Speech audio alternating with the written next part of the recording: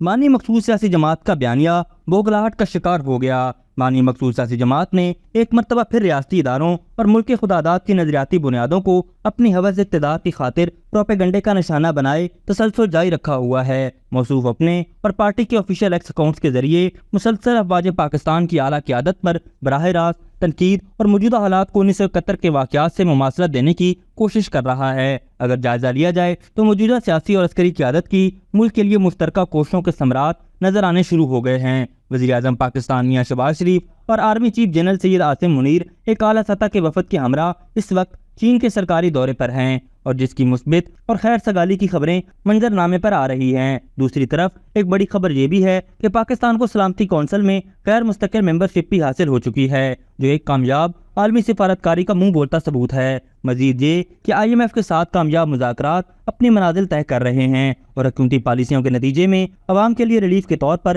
مہنگائی میں ناقابل یقین حد تک کمی نظر آنا شروع ہو گئی ہے۔ مذکورہ بارہ یہ کچھ عوامل وہ ہیں جو مخصوص سیاسی جماعت بالخصوص بانی کو ایک آنکھ نہیں بھا رہے، اور یہی وجہ ہے کہ وہ روزانہ نت نئے منفی بیانیوں کے ذریعے عوام میں انتشار، مایوسی اور بے یقینی پھیلانے کے لیے سوشل میڈیا کا پلیٹ فارم استعمال کر رہا ہے، جس کے آپریٹر اس وقت بیرون ملک بیٹھے ہیں، جن میں جبران الیاس کے ساتھ مغربی دنیا میں موجود بانی مخصوص سیاسی جماعت کے صہیونی سہولت کار پوری طرح سے متحرک ہو چکے ہیں۔ محسوس یہ ہوتا ہے کہ ان سہولت کاروں کی مدد سے بانی مخصوص سیاسی جماعت پاکستان کی ایک ایسی تصویر دنیا کے سامنے رکھنا چاہتا ہے جس میں یہ تاثر خدا نخواستہ عام نظر آئے کہ پاکستان ایک ناکام ریاست ڈکلیئر ہونے کے قریب ہے، جو انتشار، ناکام معاشی ابتری اور بدترین سیاسی بے یقینی کیفیت سے گزر رہی ہے۔ خاص طور پر نوجوان نسل ملک کے مستقبل سے مایوس ہو جائے اور ایجنڈے کی تکمیل کے لیے یہ تاثر نمایاں کیا جائے کہ اس ملک کا واحد حل بانی مخصوص سیاسی جماعت رہ گیا ہے۔ باوثوق ذرائع اس بات کی مسلسل نشاندہی کر رہے ہیں کہ مخصوص سیاسی جماعت کی صف اول کی قیادت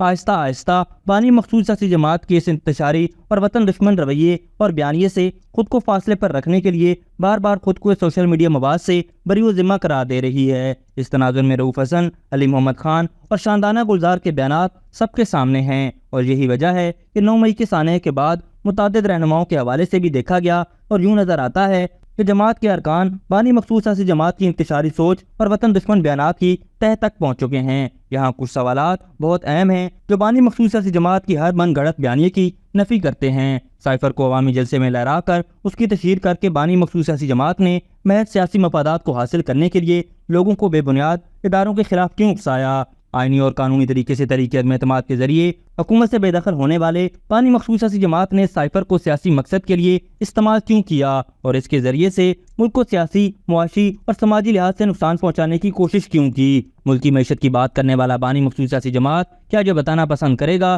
کہ کیا یہ درست نہیں کہ خصوصی طور پر عالمی اداروں بشمول IMF کو کھلے خط لکھ کر پاکستان کی مالی مدد سے کیوں روکنے کی کوشش کی گئی؟ سوال یہ بھی پیدا ہوتا ہے کہ ملک میں معاشی استحکام کے لیے SIFC کی کوششوں پر بے بنیاد الزامات تو لگائے جا رہے ہیں، مگر دوسری طرف بانی مخصوص سیاسی جماعت کس کی ایما پر IMF کے دفتر کے باہر پاکستان مخالف احتجاج کرواتا رہا؟ کیا 9 مئی کے حوالے سے بانی مخصوص سیاسی جماعت اور اس کے رہنماؤں کی سوشل میڈیا مہم اور اس کے کارکنوں کی املاک کو نقصان پہنچانے، شہداء کی یادگاروں کی بے حرمتی اور تضحیک آمیز نعروں کی ویڈیوز اور مواد ثبوت کے طور پر موجود نہیں؟ ریاست پر براہ راست حملہ کرانے کا ذمہ دار کیا یہ شخص نہیں؟ کیا بانی مخصوص سیاسی جماعت 1971 سے مماثلت ثابت کر کے اور اس حوالے سے فوجی قیادت کو نشانہ بنا کر خود کو غدار شیخ مجیب ثابت کرنا چاہتا ہے؟ شیخ مجیب تو بارہا اس بات کا اقرار کر چکا ہے کہ وہ 1952 سے ہی بنگلہ قومیت پر کام کر رہا تھا۔ اس وقت کی انڈین وزیر اعظم اندرا گاندھی کے بیانات اور شیخ مجیب سے رابطے ثبوتوں کے ساتھ موجود ہیں۔ کیا بانی مخصوص سیاسی جماعت اس کے لیے وضاحت کرے گا، اور کیا وہ اس ایجنڈے پر کام کر رہا تھا؟